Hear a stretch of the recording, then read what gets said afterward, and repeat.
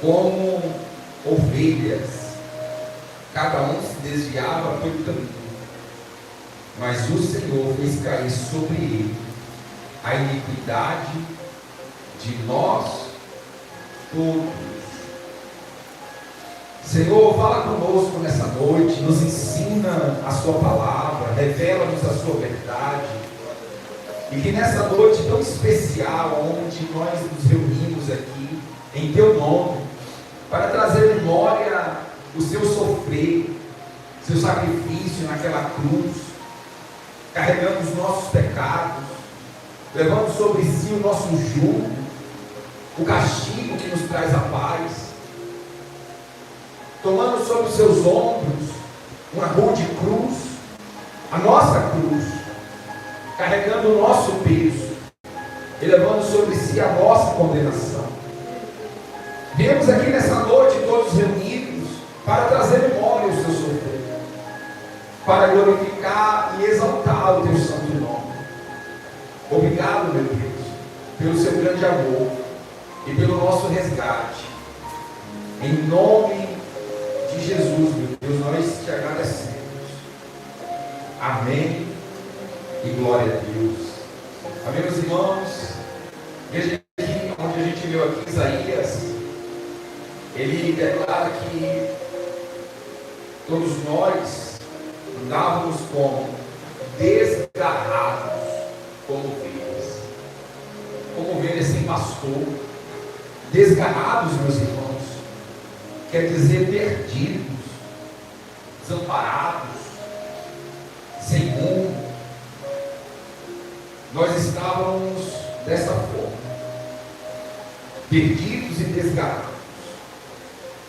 Mas assim como Moisés, né, meus irmãos, ali quando ele viu a sarça ardente, ele estava ali pelos montes para apacentar, caçando, procurando as ovelhas perdidas, a ovelha perdida ali do seu sogro de Jefté.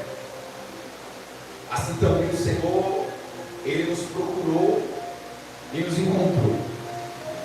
A parábola que Jesus diz do pastor que perde uma ovelha e deixa 99 uma vez que vai em busca daquela que se perdeu. E quando a encontra, ele há muita alegria no coração daquele pastor por aquela ovelha que ele conseguiu recuperar. É o Senhor nos mostrando, meus irmãos, a importância que cada um de nós, judeus e gregos, gentios, cada um simboliza uma ovelhinha, uma ovelha do seu rebanho, que ele veio que apacentar, que ele veio resgatar. Ele disse: eu sou o pastor das ovelhas. E ele disse: eu sou o bom pastor.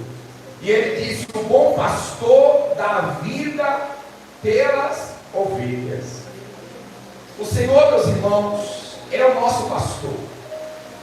Ele é o nosso pastor, e por ele ser o nosso pastor, nós estamos seguros.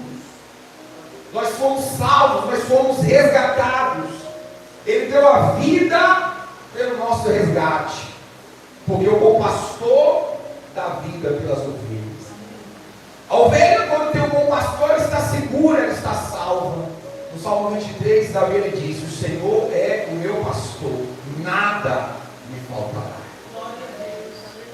O Senhor, meus irmãos, ele enviou seu filho como esse pastor a procurar, a apacentar, a salvar cada um daqueles que estavam perdidos. E todos nós estávamos perdidos, aqui a Bíblia diz. Todos nós andávamos desgarrados como ovelhas. Cada um se desviava pelo caminho. Eu, o pastor Ricardo, Júnior, os obreiros, o obreiro Giovana, a obreira Neyana, cada um que você viu aqui hoje no altar, cantando, orando, pregando, por mais testemunhos que essa pessoa possa dar hoje, por mais brilho que você possa ver na vida dela hoje, ela também um dia estava como desviada do caminho. Cada um se desviava pelo caminho. Ah, mas a obreira Neilane não desviava não, estava aqui orando, buscando. Essa aí sempre foi certinha. Ela um dia que estava também desviada do caminho. Ah, mas o pastor Ricardo, não é possível. Um dia eu também me desviava pelo caminho. Todos nós, aqui a Bíblia diz, todos nós andávamos desgarrados, perdidos, meus irmãos, cobertos pelo pecado, pela iniquidade, distante de Deus, longe da verdade. Mas o Senhor, diz aqui a Bíblia, mas o Senhor fez cair sobre ele a iniquidade de nós todos. O Senhor lhe fez cair sobre ele quem? Sobre Cristo Jesus. O Senhor lhe fez cair sobre ele a iniquidade, o pecado de nós todos. Por isso, meus irmãos, que ali, momentos antes de Jesus ser entregue aos soldados romanos para ser julgado, crucificado, Jesus dizia: minha alma está profundamente triste, a minha alma está triste até a morte. E além do Getsemane, quando Jesus ele orava, a Bíblia diz que o seu suor se transformou em sangue. A ciência explica isso, meus irmãos, como um fenômeno onde o corpo humano ele passa pelo transtorno tão absurdo que o seu cérebro, sua consciência, suas emoções não é capaz de processar aquilo. Então os seus vasos sanguíneos se rompem e começa a sair sangue pelos poros, e esse sangue se mistura com o suor, e ali aqueles que viram Jesus naquele momento, viu seu corpo molhado de suor, mas com líquido avermelhado, suor misturado com sangue, e Jesus, meus irmãos, ele estava em grande pavor. Jesus ele estava em grande tormento. Jesus estava apavorado, atormentado, angustiado até a morte. Porque a Bíblia diz aqui, Isaías profetizou dizendo: o Senhor fez cair sobre ele a iniquidade de nós todos. Então, meus irmãos, se hoje nós fomos lavados, purificados, e se há luz em nossa vida, em nossas palavras, em nosso viver, se há brilho, se há justiça em nós, não é porque a gente corrigiu os nossos erros, porque eu reparei os meus erros, porque eu me arrependi a tempo e corrigi os erros que eu havia feito. Não, não é nada disso. O pecado ainda assim estaria sobre nós, né? Se eu pequei, eu me arrependi, mas ainda o peso daquele pecado estaria sobre mim. O peso e a condenação ainda estaria sobre mim. O fato de eu mudar, isso não me faz justo. Ora, a pessoa matou, estuprou, a pessoa assassinou, a pessoa roubou. Eu não faço mais. Isso faz dela uma pessoa que não, isso faz dela um não assassino? Não, ela continua sendo assassino. Ela matou, estuprou, mas não estupra mais. Isso faz dela um não estuprador? Não, ela continua. O peso do pecado, da condenação ainda pesa sobre aquela pessoa. Então o que nos faz hoje, meus irmãos, inocentes diante de Deus, justos diante de Deus, é porque a gente reparou os nossos erros, porque a gente se arrependeu, porque a gente mudou. Não! É porque o Senhor ele pegou essa injustiça, essa iniquidade, esse pecado, e lançou sobre Cristo. O Senhor fez cair sobre ele a iniquidade de nós todos. A iniquidade de nós todos estava sobre ele. Ele carregou sobre si a iniquidade de nós todos. Por isso nós podemos estar hoje diante de Deus sem culpa. Por isso nós podemos estar hoje diante de Deus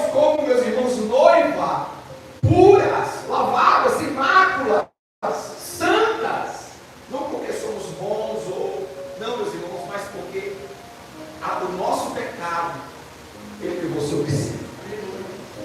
Ele levou sobre si aquela rude cruz. A cruz que não era dele. A cruz, quando pegaram a cruz para crucificar Jesus, ele não pôde na cruz. Estudos dizem, meus irmãos, que ele não cabia na cruz. Porque aquela cruz não era dele. Aquela cruz não foi feita para ele.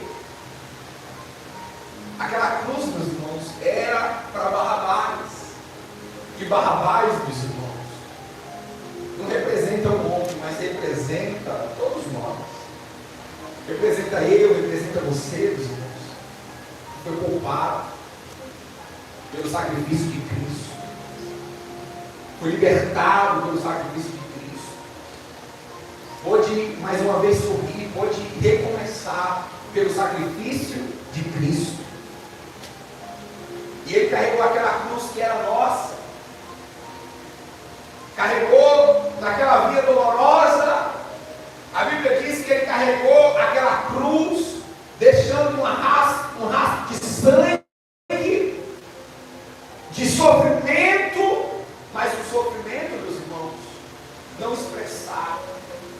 Porque aqui a Bíblia diz que como um cordeiro mudo ele foi levado ao matador e ele não abriu a boca diante dos seus acusadores, diante dos seus torcedores. Ele permaneceu bem calado.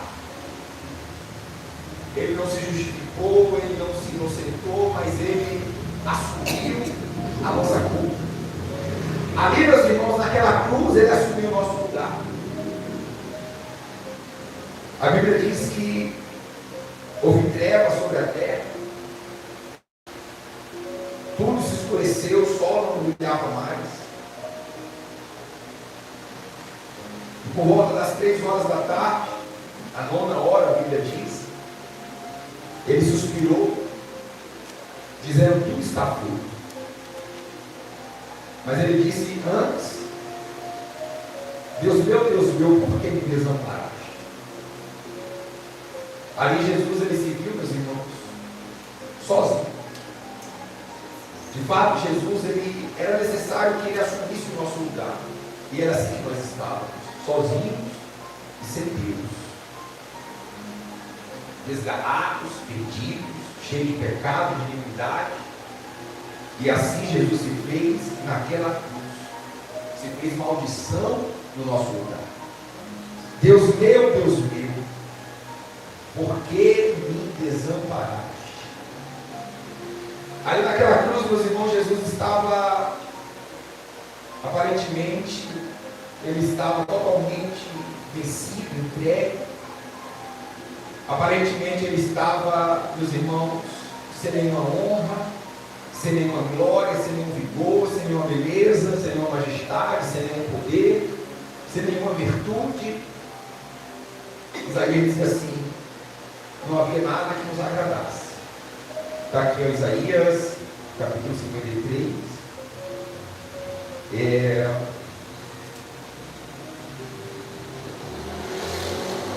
Isaías 53:2. Porque foi subindo como renovo perante ele, como a raiz de uma terra seca. Não tinha aparência nem formosura. Olhamos-lo, mas nenhuma beleza havia que nos agradasse. Era desprezado e mais rejeitado entre os homens. Homem de dores e que sabe o que é padecer. Então ali Jesus estava, meus irmãos, totalmente sem glória, sem brilho. Não havia nada que nos agradasse. Era como uma raiz de uma terra seca. Era como algo que não tinha mais vida. Era como algo que não tinha mais glória. Logo, esse Jesus, meus irmãos, que tinha tanta glória, tanta luz, tanto brilho, tanta majestade, que impressionava tantas pessoas. Eu me lembro aqui da trajetória de Jesus, né, das leituras que eu fiz aqui da trajetória de Jesus, que Jesus ele tinha muita glória, muito brilho por onde ele passava. As pessoas louvavam, as pessoas cantavam, as pessoas se impressionavam. Eu lembro quando Jesus ali, lendo aqui, né, quando Jesus ele acalma o vento e o mar, os discípulos estavam ali impressionados e diziam: quem é este que até o vento e o mar lhe obedece? Eu me lembro aqui, meus irmãos,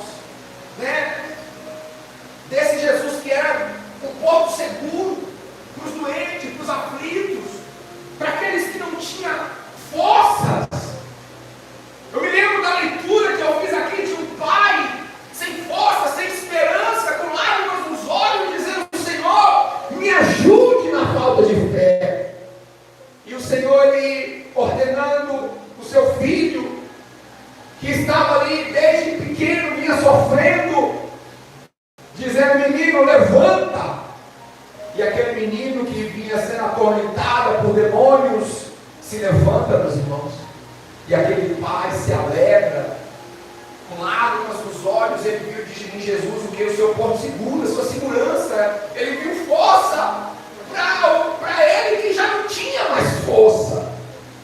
Lembro-me de quando eu li aqui sobre Zaqueu, quando não podia enxergar, mas ele viu em Jesus a sua esperança, a sua oportunidade de sair daquela escuridão, de voltar à luz, de voltar a enxergar. E ele começa a gritar: Jesus, filho de Davi, tenha misericórdia de mim, tenha compaixão de mim. E gritava, e gritava, e gritava, até que Jesus parou e disse: manda chamar. E diante de Jesus, Jesus disse para Bartimeu, eu errei o nome do que, né? Bartimeu, o Senhor disse: o que queres que eu te faça? Ele diz: mestre, que eu volte a ver. E Jesus, meus irmãos, ele diz: seja feito conforme a tua fé. E aquele rapaz, ele volta a enxergar, ele volta a ver. Eu lembro, meus irmãos, da leitura que eu vi aqui, que Jesus era a esperança para essas pessoas que estavam já desiludidas, como aquela mulher de fluxo de sangue que olhava para ele e dizia: se apenas eu tocar, eu serei curada. Jesus representava essa força, essa glória, essa majestade. Lembro-me da leitura que eu fiz quando eu li ali Jesus entrando em Jerusalém. E a Bíblia diz que todos cantavam, e todos se alegravam, e cortavam ramos e colocavam ali, pelo caminho aonde Jesus haveria de passar, pegava seus lenços também, cobria o chão e cantava: hosana nas alturas, bendito aquele que vem no nome do Senhor. E alguns daqueles que se incomodaram com o louvor disseram: Senhor, estão vendo o que eles estão falando, manda eles se calarem. Mas Jesus disse: se eles se calarem, as pedras clamarão, porque era necessário que o seu nome fosse louvado, engrandecido na entrada de Jerusalém, para que se cumprisse a palavra. Então, meus irmãos, Jesus ele era esse ser tão glorioso, tão maravilhoso, que passava tanta segurança. A palavra dele era forte e poderosa, a palavra dele convencia. Ele estava ali lavando suas redes com os seus sócios. Jesus ensinava, Jesus pregava. Daqui a pouco Jesus vem e fala assim: volta ao mar e lança a rede para pescar. Pedro, um pescador experiente, disse: Senhor, trabalhei a noite toda e nada apanhei, mas sobre a tua palavra lançarei as redes. Era uma palavra que trazia o que, meus irmãos? Segurança. A Bíblia diz que Jesus não ensinava como os escribas e fariseus, mas ele ensinava como quem tinha autoridade. E Jesus encantava, meus irmãos. Jesus encantava pessoas por onde ele ia. Você sabe que João foi um dos maiores profetas que pisou na terra. E João tinha discípulos, muitos discípulos. E muitos ouviam o falatório. Havia um falatório de João poder ser o Messias, o Cristo. E quando foram perguntar para João se ele não seria o Cristo, João diz: não sou. Mas depois de mim vem um que é mais poderoso do que eu, a qual não sou digno nem de desatar a sandália dos pés. Eu estou aqui no deserto, batizando aqui no Jordão com água para a remissão dos pecados.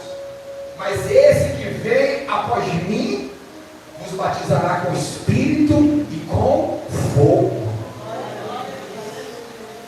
E meus irmãos, João ali ensinando, Jesus vinha descendo. E João, ele vai dar testemunho, porque para isso ele veio. A profecia diz: vós que clamam no deserto, preparai o caminho do Senhor, endireitai suas veredas. Então João nasce nesse propósito, nessa missão, nessa promessa. E quando ele vê Jesus vindo, ele vai apontar e vai dizer: eis o Cordeiro de Deus que tira o pecado do mundo. A Bíblia diz que 2 discípulos de João, parceiro de João, caminhavam com João, fiel a João, mas quando vê Jesus, fala assim: João, você não se importa, eu vou seguir aquele ali.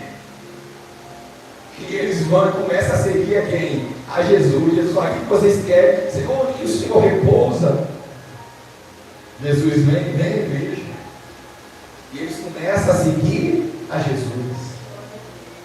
João não se importava com isso, porque o propósito de João era servir.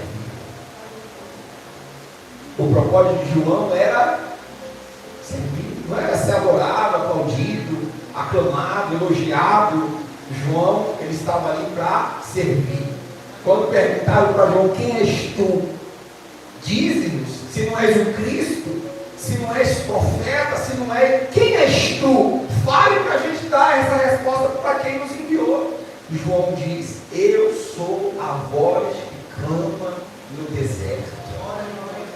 João, ele só queria cumprir sua missão, ser a voz que clama no deserto.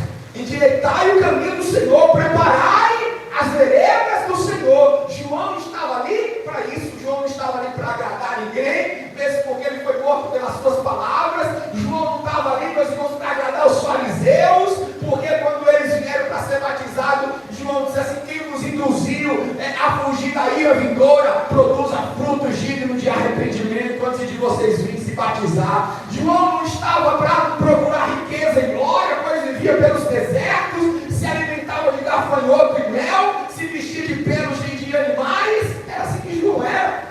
Ele estava ali somente para cumprir a vontade e o querer de Deus. Qual é a nossa missão, meus irmãos, aqui, a minha e a sua? Será que nós estamos aqui procurando agradar pessoas? Paulo diz assim: se eu procurasse agradar homens, eu não agradaria a Deus. A nossa missão precisa ser agradar a Deus, cumprir aquilo que nós somos levantados para fazer. Mas quantos Joãos hoje não estão, meus irmãos, preparando suas pregações para encantar, preparando e compondo seus louvores para viralizar? Quantas pessoas não estão ali medindo as palavras, vendo: olha, eu não posso falar isso, eu não vou falar com fulano aquilo outro, porque ela não vai gostar, porque essa pregação não enche a igreja, porque esse discurso não encanta tantas pessoas. Quantos abriram mão de viver o propósito de Deus para tentar, meus irmãos, ser amigo da maioria? Mas o Senhor diz: não compreendeis que aqueles que quiserem ser amigo do mundo se constituem inimigo de Deus? Quando vieram a João dizer: João, aquele homem que você deu testemunho,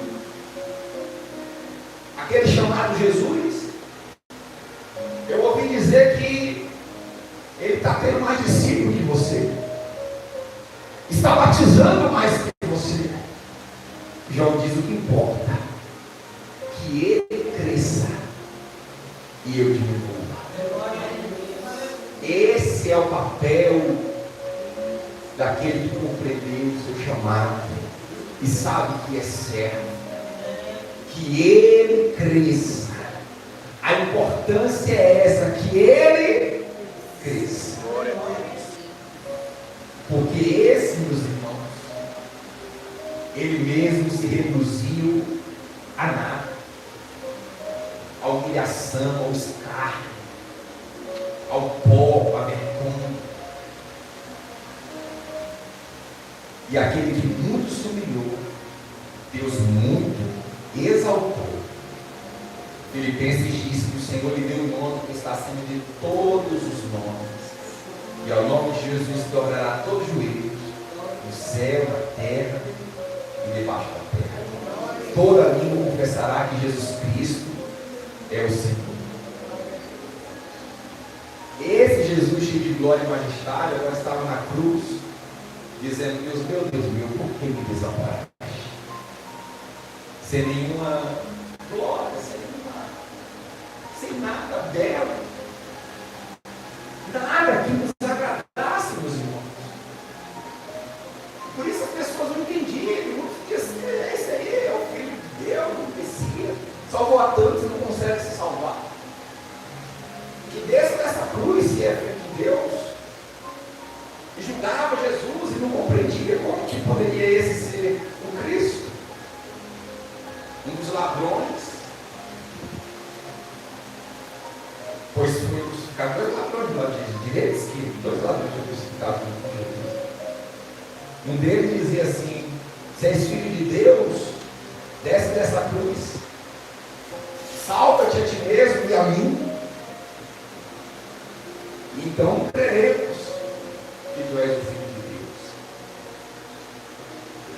Tem pessoas, meus irmãos, que não importa a missão, tudo que ela quer é se livrar, e muitas das vezes se livrar do castigo que é devido. Aquele homem não queria saber da missão que Jesus estava fazendo, ele queria se livrar. Se és filho de Deus, desce daí, salva-te a ti mesmo e a mim também. O outro ladrão, ele compreendia o seu lugar, ele sabia que merecia aquilo ali, a morte, a condenação. Ele vai repreender o seu companheiro dizendo assim: não, nem ao menos teme a Deus, estamos sobre a morte, nem diante da morte você teme a Deus. Nós estamos aqui porque nós merecemos, mas esse homem nenhum mal ele fez. E aonde ninguém via beleza, onde ninguém via glória, onde ninguém via majestade, aquele ladrão da cruz, naquele semblante abatido, com aquela coroa de espinho na cabeça, o sangue que escorria, partes ainda fresco, outra parte já seca do sangue, e Jesus vinha contando já desde da noite anterior. Já não tinha mais força, ele estava cansado, muito cansado. Aquele homem olha para Jesus e ele consegue ver majestade, glória. Ele consegue ver um rei.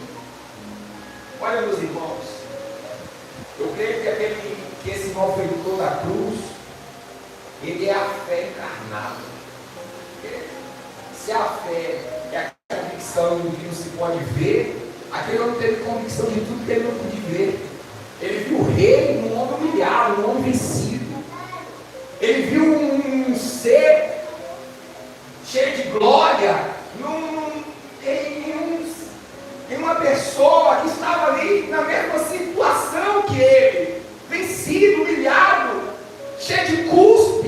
Pessoas iam lá e cuspiam nele, batiam, humilhava. E ele disse: Senhor, lembra-te de mim quando vieres em teu reino. A fé, meus irmãos, é algo que agrada muito a Deus, muito, agradou muito a Jesus a fé. A gente percebe Jesus se alegrando quando encontra a fé em certas pessoas. Por exemplo, naquele centurião, quando ele diz: nem Israel eu encontrei fé como essa. Como daquela mulher grega, onde Jesus lhe diz: mulher, grande é a tua fé. Quando Jesus adverte o discípulo dizendo: tem de fé em Deus. Se você pedir a Deus e não duvidar no seu coração, Ele fará. Glória a Deus. No barco ele dizia assim: porque estão tímidos homens de pequena fé. Entendemos que a fé era algo que agradava muito a Jesus. E eu vejo aquele malfeitor, ele foi esse bálsamo de Deus que trouxe esse alívio para Jesus, sabe, como algo bom em meio à calamidade, às trevas, porque a fé que aquele homem demonstrou, talvez foi a maior fé que Jesus pôde presenciar. Porque Jesus, meus irmãos, estava ali numa situação, como Isaías profetizou, não havia nada que nos agradasse. como a raiz de uma terra seca, ferido, humilhado, homem de dores, sabe o que é padecer. A gente escondia o rosto dele, as pessoas olhavam e cuspiam, outros diziam, filho de Deus, esse aí salvou a tantos e não consegue se salvar. Uma coroa de espinho na cabeça, despido da sua roupa, humilhado, trajado, ferido, maltratado. E aquele malfeitor olha para ele e diz, Senhor, lembra-te de mim quando vieres em teu reino. Olha, ali, meus irmãos, ele confessa o seu pecado, ele diz, eu mereço estar aqui, os meus atos me trouxeram aqui. Ali ele confessa a justiça de Jesus, esse homem é inocente. Ali ele confessa que ele era rei, que ele tinha um reino. Ali ele confessa que ele ia morrer, mas que ele ia ressuscitar. Ali ele confessa que ele ia ir, mas que ele ia voltar. E ele ia voltar e ele ia ressuscitar, porque ele também sabia que ia morrer. Ele disse, Senhor, lembra-te de mim quando vieres em teu reino. Então a gente vê que aquele malfeitor tinha fé que muitos da igreja, depois da igreja fundamentada, ainda não tinha. A gente vê Paulo travando uma batalha severa com a igreja de Corinto sobre a ressurreição, porque muitos não acreditavam na ressurreição. E a gente vê esse malfeitor dizendo, Senhor, lembra-te de mim quando vieres em teu reino. Então, meus irmãos, a fé que aquele homem demonstrou é uma fé que eu acho que eu e você não somos capazes de compreender.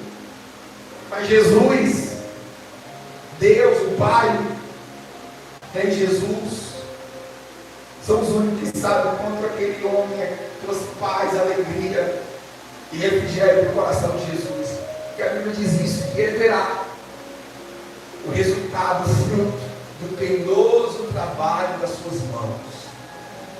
Vou repetir, ele verá o fruto do penoso trabalho das suas mãos e ficará satisfeito. Eu creio que naquela cruz, naquele momento, Jesus, ele fica satisfeito. Ele vê o fruto do penoso trabalho das suas mãos. Coração quebrantado. Aí ele intercede pelo Pai, Pai, não impute pecados desses homens, eles não sabem o que fazem. E ali, meus irmãos, ele suspirou, ele morreu, foi sepultado. Ao terceiro dia, ele ressuscitou.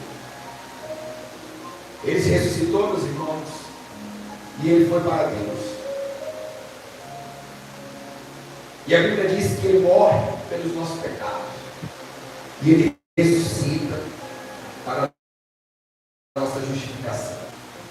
Então, meus irmãos, eu e você não foi só perdoado, nós fomos justificados. Porque eu falo de você ser perdoado, não quer dizer que você foi justificado, você entendeu? Porque ele morreu, morreu pelos pecados, você foi perdoado. Mas tem que ser justo para entrar lá. Não basta o pecado ser perdoado, precisa ser justo. E a Bíblia diz que a gente não consegue se justificar, o justo não se justifica. Nós não somos capazes de nos justificar. Então a Bíblia diz que ele que em Cristo, ele é justo e justificador daqueles que creem. Daqueles como um malfeitor que creem. Não é daqueles que é bom, daqueles que é inocente, daqueles que é da igreja Viver com Cristo, daqueles que são da igreja Deus e Amor, daqueles que são da igreja Assembleia de Deus, Congregação Cristã, Universal, Mundial, Graça, Presbiteriana. Não. Ele é justificador daqueles que creem. Justo e justificador daqueles que creem. Assim como o malfeitor da cruz. Talvez você pode ter todos os pecados, meus irmãos. Você pode ter errado, ter falhado. Mas se hoje você crê que esse Jesus, ele morreu pelos seus pecados. Ele ressuscitou para te justificar. Ele está com Deus, à destra de Deus, e que em breve ele voltará para te buscar, para te receber, para te dar morada na casa do Pai. Se você crê, então Ele está te justificando hoje. Ele ressuscitou para te justificar. E justificados mediante a fé, a Bíblia diz que nós temos paz com Deus. Então que nessa noite, amada igreja, você tenha paz com Deus. Sinta paz em Cristo. Seus pecados perdoados e o seu nome escrito no livro da vida. Quem entendeu a palavra, dê uma salva de palmas para Jesus.